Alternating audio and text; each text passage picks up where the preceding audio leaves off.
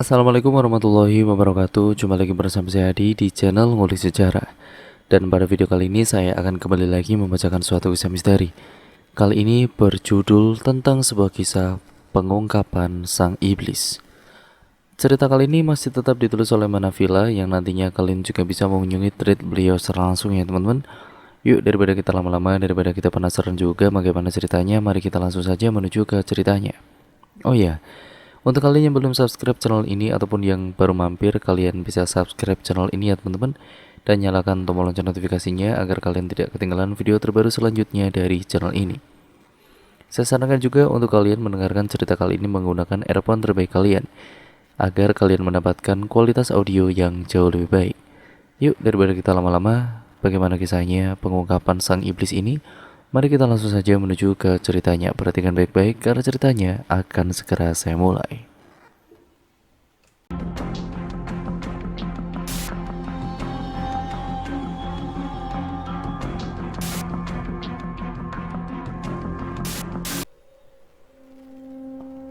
Resta Dewi Handini, seorang siswi SMA yang sangat menyukai hal gaib. Pagi itu Resta tengah melamun di depan kelasnya sambil mendengarkan lagu menggunakan headset. Suasana begitu tenang, ia nikmati dengan bersantai. Namun semua itu teralihkan karena ia mendengar teman-temannya yang tengah bergosip. Kalian udah dengar rumor belum? Rumor apa, Rin? Itu loh, rumah sebelah itu katanya ada yang gantung diri loh. Hah? Maksudmu bunuh diri? Seketika pandangannya mengarah ke arah teman-temannya yang sedang bergosip. Lalu ia mengecilkan volume musik yang dia dengar hingga volume terkecil. Iya, katanya yang bunuh diri anak kelas 12 MIPA 2. Kok bisa bunuh diri sih? Emang ada masalah apa? Katanya dia itu stres mikirin sekolah dan masalah orang tuanya. Kamu tahu kan, orang tuanya itu suka ribut-ribut terus dan terkadang suka melampiaskan amarah mereka ke anak-anaknya. Mungkin dia stres karena itu. Kasihan banget ya. Kalau nggak salah namanya Gino ya. Shh, jangan keras-keras ngomongnya, nanti dia dengar. Datengin kamu lagi, ucapnya sambil menutup mulut temannya itu. Emang bisa? Iyalah, biasanya orang yang mati bunuh diri itu arwahnya nggak diterima di akhirat dan bakal gentayangan di bumi terus-menerus. Lah, bisa gitu. Namun ketika Resta sedang serius mendengarkan teman sekelasnya itu, ia terkejut mendengar bel masuk kelas. Dengan segera ia meninggalkan sekumpulan temannya yang masih terus bergosip. Apakah benar apa yang dikatakan mereka? Atau ini hanya rumor saja? Batin Resta melamun sambil berjalan masuk ke dalam kelas. Tah, kamu kenapa? Jalan kok sambil ngelamun gitu? Nabrak tembok entar tah? Ucap salah satu temannya yang bernama Aulia. Itu, aku dengar-dengar ada siswa sekolah ini yang bunuh diri di rumahnya. Emang benar ya? Tanyanya sambil duduk di kursi di samping Aulia. Hah, masa sih? Aku nanya malah situ ikut nanya. Hehe, sorry, tapi aku bener-bener nggak tahu loh kalau ada yang bunuh diri. Kok jadi ngeri ya? Mana ntar pulang sekolah ngelewatin rumah itu lagi? Iya juga, jadi merinding kalau bayangin. Beberapa jam kemudian di jam pulang sekolah mereka mulai berjalan menuju tempat parkir. Namun saat sampai ternyata tempat parkir sudah benar-benar sepi. Wah, udah sepi ya? Ucap Aulia. Iya ya, aku pulang duluan ya. Kalau kelamaan bisa kena marah aku, ucap Resta sambil menyalakan mesin motornya. Dengan segera Resta menarik gas tangannya, lalu kemudian menuju keluar dari gerbang sekolah meninggalkan temannya yang ada di belakang. Ia melaju dengan santainya. sambil menikmati suasana sepi di sekolahnya. Hingga perasaannya berubah ketika ia melewati rumah bekas bunuh diri 2 hari yang lalu. Resta berhenti sejenak, menatap ke arah seseorang yang baru saja ia lihat. Resta melihat seorang laki-laki remaja menggunakan seragam SMA tergantung di atas pohon. Wajahnya sama persis dengan siswa yang bunuh diri 2 hari yang lalu. Apa itu? Gumamnya yang masih menatap ke arahnya. Seseorang tergantung dengan mulut menganga, wajah yang pucat dan tubuh yang membiru. Matanya terbuka lebar menghadap ke atas. Namun sesuatu lebih membuatnya terkejut. Orang itu menengok ke arah Resta dan berkata, "Tolong aku." Suaranya sangat lirih namun terdengar begitu jelas di telinganya Resta. Tiba-tiba saja, tin, tin, suara klakson mobil terdengar. Resta mengalihkan pandangannya ke depan jalan. Ia melihat sebuah mobil hilang kendali melaju cepat ke arahnya dan seketika ia tertabrak dan terpental jatuh ke aspal. Resta terbanting di atas aspal tidak berdaya. Matanya sayup mencoba untuk terus tersadar. Keluar banyak darah dari bagian kepalanya hingga Resta tidak sadarkan diri. Sampai akhirnya Resta mulai membangkitkan kesadarannya. Sekarang ia berada di sebuah tempat entah berantah. Ia yang masih bingung mencoba mengedarkan pandangan matanya. Resta melihat ke sekeliling. Di mana aku? Kenapa semua begitu terang? Di tengah kebingungannya, samar-samar ia melihat sosok wanita berdiri menatapnya. Resta pun mencoba mengernyitkan dahinya mencoba untuk melihat lebih jelas lagi siapa yang ada di sana. "Halo, siapa di sana?" tanya Resta dengan nada pelan. Untuk beberapa saat wanita itu masih berdiri menatapnya dari kejauhan. Namun tidak lama kemudian wanita itu mulai berjalan mendekatinya. Secara perlahan wanita itu berjalan.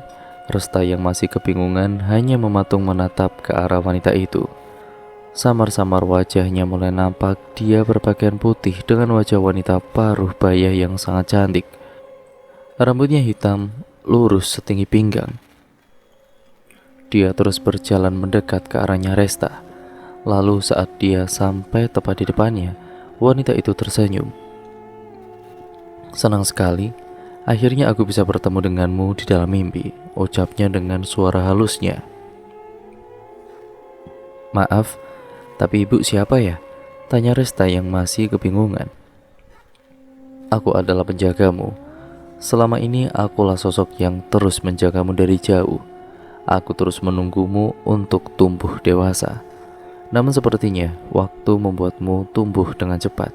Sekarang saatnya kau mendapatkan kespesialan." Wanita itu pun mengulurkan tangannya dan memberikan sebuah benda kecil seperti keris. Keris itu hanya berukuran sekitar 20 cm dan berwarna emas berkilau. Untuk beberapa saat ia menatap ke arah benda itu. "Apa ini?" tanya Resta. "Terimalah, ini akan membantumu dalam mengatasi masalah yang berbau goib," balasnya dengan singkat. Resta pun kemudian mengambil keris itu dan membukanya. Keris itu tidak seperti keris lainnya, berbentuk lurus dengan warna perak yang sangat mengkilap. Di keris itu pun tertulis ukiran nama sang pemilik, yaitu Resta. "Bukankah ini namaku?" Walaupun bentuk tulisannya sedikit membingungkan, tapi aku yakin kalau ini adalah namaku. Gumam Resta menatap serius ke arah tulisan itu. Lalu tiba-tiba sekilas cahaya muncul kembali dengan sangat terang. Resta memejamkan matanya sambil menutupinya dengan kedua tangan mencoba menghindar dari cahaya terang itu. Setelah beberapa saat, Resta pun membuka mata. Resta pun tersadar tempatnya berada sekarang sudah berbeda dari tempat yang tadi. Ia pun mulai merasakan badannya yang lemas karena terbaring di tempat tidur. Sekarang Resta berada di ruangan yang penuh dengan alat-alat medis. Apakah ini ICU? Batin Resta yang masih melihat sekeliling. Di tengah lamunannya, Resta ini merasakan sesuatu tergeletak di telapak tangannya. Ia mencoba mengangkat tangannya yang masih lemas tidak berdaya. Saat Resta lihat, ternyata itu sebuah keris yang diberikan wanita parubaya itu saat di dalam mimpi. Bukankah ini keris yang diberikan wanita tadi? Tapi kenapa sampai di dunia nyata? Atau peristiwa tadi memang nyata adanya? Semua pertanyaan itu terlintas di pikirannya. Namun Resta hanya bisa merenung menatap langit-langit sambil terus memegangi benda itu. Rasa nyeri di bagian kepalanya mulai terasa sakit. Resta ini baru ingat kejadian yang menimpanya saat di sekolah. Ia terluka karena tertabrak sebuah mobil. Aku penasaran apa yang aku lihat sebelum kecelakaan itu. Apakah itu arwahnya yang tidak tenang dan mencoba meminta tolong? Resta masih saja melamun seraya menatap langit-langit. Pandangan matanya semakin berat, sepertinya ia sangat lelah dan juga mengantuk. Lalu tidak terasa Resta terlelap dalam beberapa saat. Keesokan paginya, "Dek, kamu sudah sadar?" ucap salah satu perawat. Resta mencoba memfokuskan pandangan matanya yang masih buram. Iya sus, saya sudah sadar sejak tadi malam, tapi tertidur lagi karena masih merasa lemas," ucapnya sambil mengusap-ngusap mata. "Syukurlah, kalau begitu saya akan hubungi keluarga kamu agar mereka bisa menjengukmu ya, boleh kan?" "Iya suster." Tidak lama setelah memberikan obat, suster itu pun keluar ruangan, kembali pada suasana sunyi dan juga lumayan gelap. "Sepertinya letak kamar ini ada di atas," gumamnya yang masih melihat sekeliling. Setelah melihat-lihat, pandangan matanya terfokus pada sebuah jendela besar yang tertutup tirai. Sinar matahari bahkan tidak bisa menembus tirai itu. Ia berpikir akan membuka tirai itu agar suasana ruangan lebih terang dan juga terasa hangat. Di depan jendela itu juga sudah ada sebuah kursi yang bisa ia duduki nanti. Segera Resta mencoba bangkit dari ranjangnya. Walaupun lukanya yang masih terasa nyeri, namun ia bersikeras untuk menuju ke jendela itu. Dalam beberapa langkah ia pun mencapai jendela itu. Resta berdiri menatap tirai dengan jantung yang berdegup dengan cukup kencang. Samar-samar Resta melihat seseorang berdiri dari luar jendela. Bukankah ini lantai atas? Bagaimana bisa ada orang yang berdiri di sana? Batinnya berucap dengan perasaan takut bercampur penasaran. Resta mengarahkan tangannya untuk membuka tirai itu. Sret, suara tirai terbuka. Seketika matanya terbelalak menatap ke arah seseorang perempuan remaja dengan wajah hancurnya, berdiri menatap Resta dengan memakai dress pendek berwarna putih dan berlumuran darah. Suasana berubah mencekam, tangannya bergetar hebat bersamaan dengan suara detak jantungnya. "Sedang apa?" "Hihihihi," ucap wanita itu dengan suara yang melengking dan senyum lebar ke arah Resta. Seketika pandangannya Resta ini menjadi buram. Kepalanya terasa pusing dengan detak jantung yang terus berdetak. Ia terjatuh ke lantai lalu tidak sadarkan diri.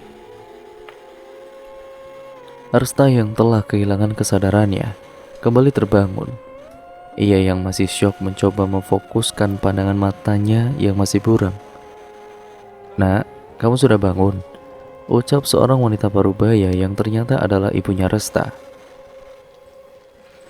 Ayah, ibu, dan juga kakak laki-lakinya, mereka semua berdiri menatap Resta dengan raut wajah cemas. "Ya Allah nak, akhirnya kamu sadar. Ibu sangat khawatir denganmu nak," ucap ibunya seraya menangis.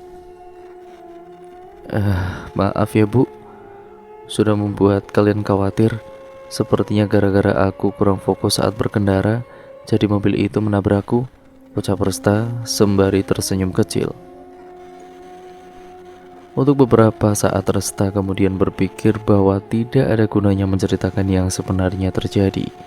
Jika ia menceritakan kejadian itu, mungkin mereka akan semakin merasa khawatir. Beberapa hari kemudian, Resta kembali pulang ke rumah dengan kondisi yang sudah cukup membaik. Pelaku penabraknya juga sudah bertanggung jawab atas perbuatannya yang lalai memperbaiki rem mobil. Namun setelah kejadian itu, ia sadar akan sesuatu. Aku bisa melihat mereka yang tidak bisa dilihat oleh orang lain. Dan hanya orang spesial lah yang bisa melihat dan berkomunikasi dengan mereka. Di hari-hari pertamanya memiliki kemampuan spesial itu, ia cukup canggung, ketakutan, dan bahkan sering berteriak-teriak sendiri. Orang melihatnya ya seperti terkena gangguan jiwa. Namun, ibunya yang terus memperhatikannya sejak awal mulai menanyakan sesuatu. "Nak, sebenarnya apa yang terjadi? Kenapa akhir-akhir ini sikapmu ini kok berubah menjadi aneh? Kau masih shock tentang kecelakaanmu itu, atau bagaimana?" Tanya ibunya Resta dengan raut wajah yang khawatir. Keduanya duduk berdua di sofa sambil berbincang-bincang. Suasana sedikit menjadi tegang karena perasaan Resta yang semakin tidak enak setelah beberapa saat. Akhirnya, ia mulai bercerita apa yang ia alami sejak awal. Dari bertemunya sosok yang bunuh diri di sekitar sekolahnya hingga penampakan di rumah sakit saat itu. Melihat ekspresi ibunya yang tidak terlalu terkejut, ia cukup bingung. Ternyata ibunya Resta ini ya sejak awal sudah tahu bahwa ada sosok makhluk yang sedang menjaganya dan akan datang masa di mana saat ini terjadi. "Sudahlah, kamu tidak perlu takut. Mereka yang tidak terlihat tidak bisa menyakitimu jika imanmu itu kuat," ucap ibunya sambil memeluk erat tubuh Resta. Setelah mendengar ucapan ibunya saat itu, hatinya Resta ini sudah menjadi lebih tenang. Ia mulai memperkuat imannya dengan menjalankan ibadah yang selama ini sering ia tinggalkan. Dan setelah beberapa waktu juga, Resta mulai terbiasa dengan keberadaan mereka. Saat di sekolah, Resta berangkat lebih awal dari biasanya. Seperti biasa, ia menaruh tasnya ke dalam laci meja lalu berjalan keluar kelas. Namun, saat sedang mengambil handphone di dalam tasnya, ia mendengar sesuatu. Dia mendengar suara wanita tertawa. Resta pun sontak terkejut mendengarnya. Ia mencoba mencari asal suara itu. Dan saat ia melihat di sudut ruangan, ia melihat sesosok wanita berdiri di sana. Wanita itu tingginya kira-kira 2 meter. Namun, entah karena dia melayang atau memang tinggi, karena bagian bawah telapak kakinya itu tertutup baju daster putihnya. Rambutnya sedikit tergerai ke depan, namun ia masih bisa melihat muka seramnya tersebut. Mbak Kun lagi, ucap Resta dalam hati. Resta mencoba tidak memperdulikannya. Walaupun jantungnya itu masih belum terbiasa akan suasana horor. Ia keluar dari kelas lalu duduk di teras depan sambil memandangi pemandangan di depan kelas. Astaga, tak kusangka ternyata kelasku ada penunggunya. Mana serem gitu lagi mukanya. Gumamnya memanglingkan tatapan ke arah ponsel. Tidak lama kemudian teman-temannya pun datang satu persatu. Mereka menyambutnya dengan banyaknya pertanyaan yang mereka tanyakan. Namun ia hanya bisa membalasnya dengan senyuman kecil. Di saat banyaknya kerumunan yang ada di sekitarnya, ia melihat seseorang. Resta melihat seorang murid laki-laki yang sangat asing masuk ke dalam kelasku. Siapa dia? Aku tidak pernah melihatnya. Apakah dia murid baru? Batinnya sambil masih menatap ke arahnya. Dan setelah beberapa saat kemudian, kerumunan itu mulai bubar secara perlahan. Mereka yang tadinya memiliki rasa penasaran mulai menjauh begitu saja. Akhirnya suasana kembali tenang. Kembali Resta bergumam. "Resta!" Suara Aulia yang berlari menghampirinya dan kemudian Lia, dia siapa? Murid baru? Tanyanya sembari memberikan isyarat mata ke arah anak laki-laki tadi. Oh dia murid baru, namanya Kinan Ega Saputra. Oh begitu, baru tahu aku kalau ada murid baru. Pelajaran pun dimulai seperti biasa hingga waktu pulang tiba. Keesokan harinya seperti biasa, Resta berangkat lebih awal lagi hari ini. Setelah selesai memarkirkan motornya, ia berjalan menuju ke kelas. Jarak dari parkiran sampai ke kelasnya itu memang lumayan cukup jauh, mungkin sekitar 20 meter. Ia berjalan santai melewati lorong-lorong sekolah yang sepi. Namun saat akan melewati toilet, ia melihat sesuatu di ujung lorong toilet itu. Sesuatu itu merangkak di tembok dengan rambut tergerai yang sangat-sangat panjang. Apalagi itu? Batinnya sambil mengernyitkan dahi mencoba melihat lebih jelas. Di saat Resta fokus menatap sosok itu, tiba-tiba kletak, kletak. Suara-suara tulang dari sosok itu yang melakukan posisi yang sangat-sangat ekstrim. Resta hanya bisa mematung menatap ke arah makhluk itu. Dan tiba-tiba dia bergerak cepat ke arahnya. Ya! Sontak Resta menjerit dengan kerasnya, sampai Resta terjatuh ke lantai karena sangat terkejut. Namun tiba-tiba, seseorang muncul di hadapannya lalu menghadang makhluk itu. Pergilah, ini bukan orang yang kau cari, ucap laki-laki remaja yang berdiri di depannya. Sontak makhluk itu kembali masuk ke dalam lorong toilet dan kemudian menghilang di telan gelapnya ruangan. Terima kasih sudah menolongku, ucap Resta sambil mencoba berdiri. Kau baik-baik saja apa gimana? Ucapnya sambil mengulurkan satu tangannya. Terima kasih. Resta meraih tangannya lalu kembali berdiri. Ia menatap ke arah cowok remaja itu yang tidak asing menurutnya. Kau Kinan Ega Saputra ya? Murid baru di kelasku? Oh iya, panggil aku Kinan. Sebaiknya kita segera berjalan menuju kelas sebelum makhluk itu kembali lagi, ucapnya sambil berjalan ke depan.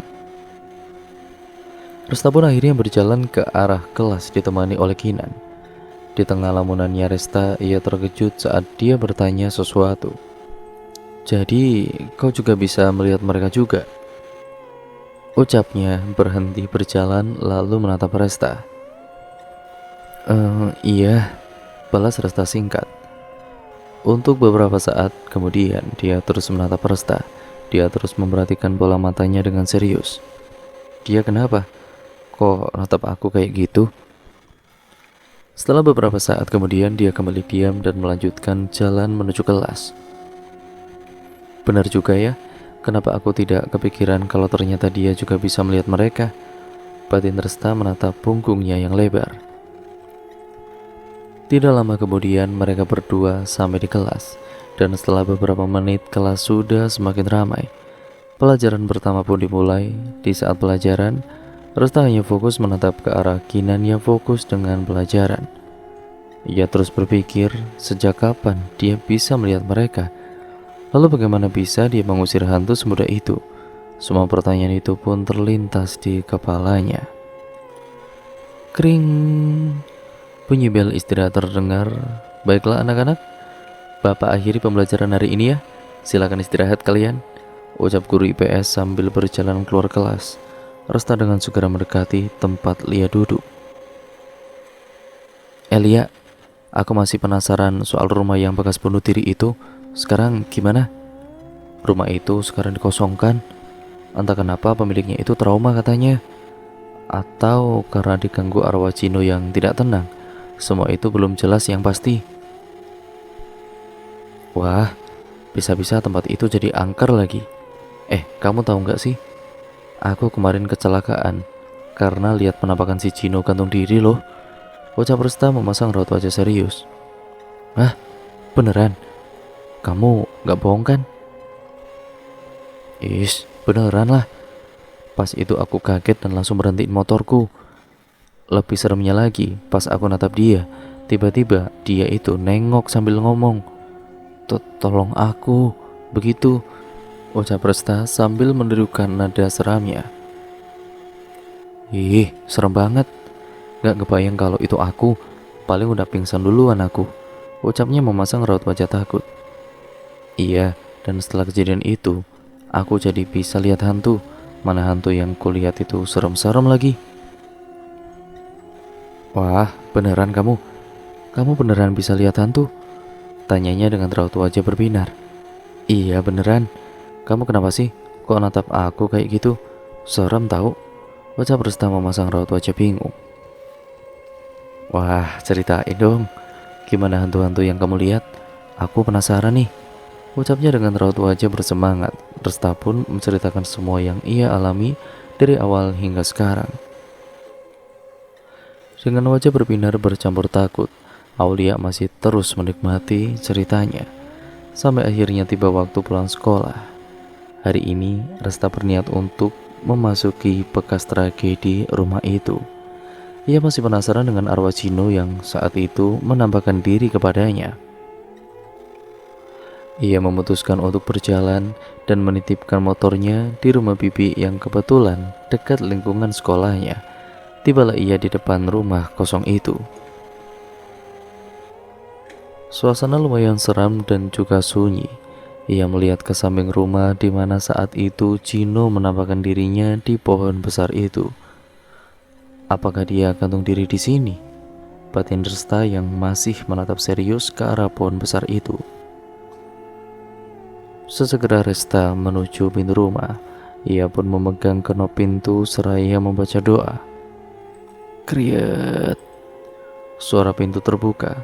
Ia mencoba membuka pintu lebih lebar lagi dan mencoba melihat suasana di dalamnya.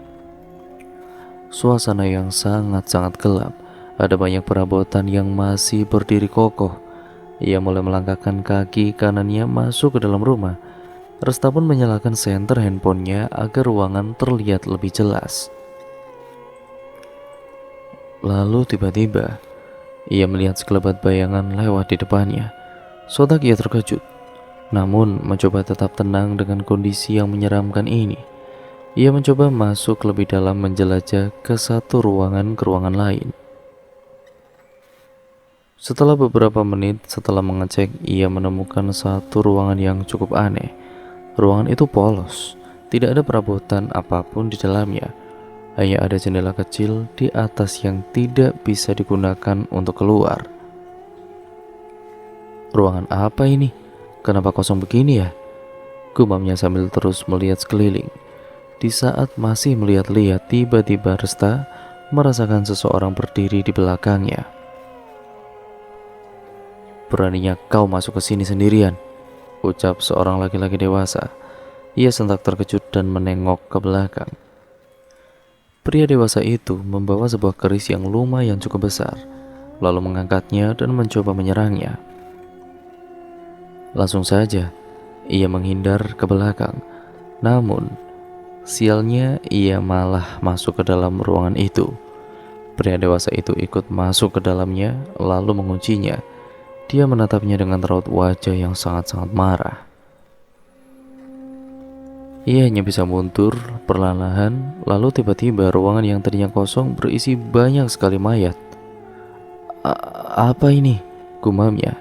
Tercium bau busuk yang sangat-sangat menyengat. Mayat manusia ada di mana-mana.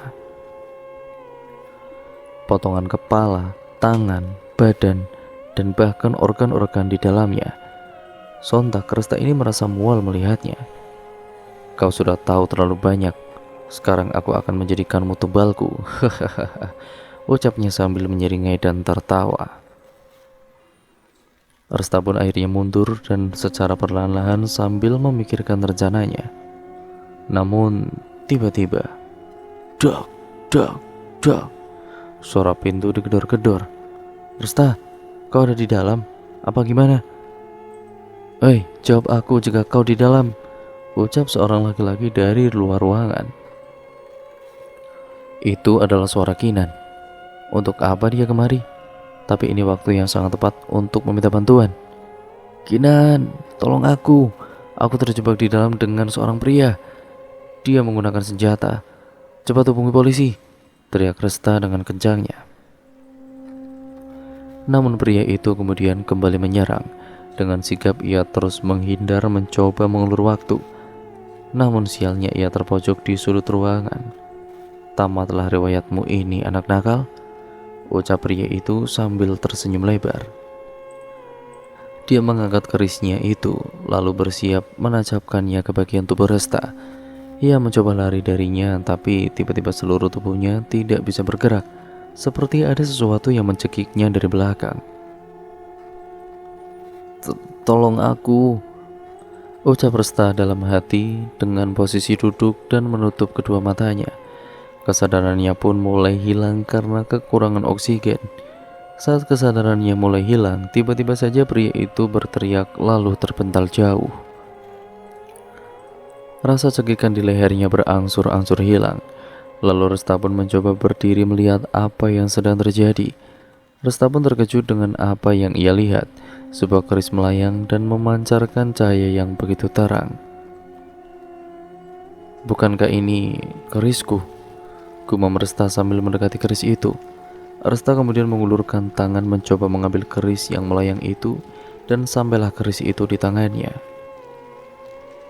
"Bukalah dan gunakanlah keris itu untuk mengalahkannya," bisik seseorang yang terdengar jelas di telinganya Resta. Dengan segera ia membuka keris itu. Resta bisa merasakan energi yang sangat-sangat kuat terpancar dari dalam keris ini. Pria yang terpental tadi kembali bangun lalu memasang raut wajah yang sangat-sangat marah. "Dasar bocah pengganggu," ucapnya dengan suara mengerikan. Pria dewasa itu kembali menyerang dengan sengitnya. Ia mencoba melawan sambil terus mengulur waktu. Ia tidak menyangka keris kecil itu memiliki kekuatan yang sangat begitu besar. Satu serangan mereka luncurkan pada masing-masing, lalu kemudian dilanjutkan dengan serangan yang lain. Beberapa menit mereka melewati dengan pertarungan yang sangat sengit. Namun pria dewasa itu masih belum menyerah dan terus menyerang. Energinya yang mulai terkuras membuatnya sulit untuk bergerak. Dan akhirnya Resta pun kembali tersungkur karena serangan pria itu. "Dasar bocah, kau tidak akan bisa mengalahkanku dengan keris kecil itu," ucapnya dengan nada yang angkuh. Dia kemudian menyingkirkan bibirnya Resta sambil memegang tangannya yang terluka. Lalu untuk yang kedua kalinya dia bersiap untuk menyerang Resta. "Matilah kau," teriak pria dewasa itu, dan duak, suara pintu dibanting. "Angkat tangan, kami dari kepolisian telah mengepung Anda. Sekarang letakkan senjata Anda dan ikut kami ke kantor polisi," ucap kepala polisi sambil menodongkan pistol ke arah pria dewasa itu. Dan cerita pun akhirnya bersambung ke part yang selanjutnya ya teman-teman, yaitu part yang kedua, yang nantinya sekaligus menjadi part terakhir dari keseluruhan alur ceritanya. Untuk kalian yang penasaran bagaimana kelanjutan ceritanya, kalian saksikan terus dan tetap stay tune terus di channel ini ya teman-teman, karena channel ini akan menyajikan cerita-cerita dari cerita horor yang berkualitas untuk kalian semua ya teman-teman. Dan untuk kalian yang memiliki pengalaman-pengalaman horor atau cerita-cerita cerpen horor kalian bisa mengirimkan ke alamat email kami yang sudah tertera di kolom deskripsi video kali ini, yang nantinya akan ditulis oleh tim kami dan juga saya akan bacakan di sini seperti video kali ini dan kisah-kisah sebelumnya yang sudah saya banyak bacakan, saya bawakan juga di sini ya teman-teman. Jangan lupa untuk kalian yang baru mampir, like, comment, dan share ya teman-teman yang sebanyak-banyaknya, karena itu membantu channel ini menjadi channel yang jauh lebih baik lagi ke depannya. Dan jangan lupa pula untuk subscribe channel ini dan nyalakan tombol lonceng notifikasinya agar kalian tidak ketinggalan video terbaru selanjutnya dari channel ini, karena dengan cara itu kalian akan terus mendapatkan notifikasi video terbaru dari channel ini ya teman-teman. Sekian dan terima kasih, sampai berjumpa di video terbaru selanjutnya. Video ini saya akhiri, kurang lebihnya mohon maaf apabila banyak salah kata ataupun artikulasi saya mungkin kurang jelas dalam membacakan cerita kali ini. Saya mohon maaf yang sebesar-besarnya ya teman-teman. Akhir kata, video ini saya akhiri, sampai berjumpa di video terbaru selanjutnya. Wassalamualaikum warahmatullahi wabarakatuh.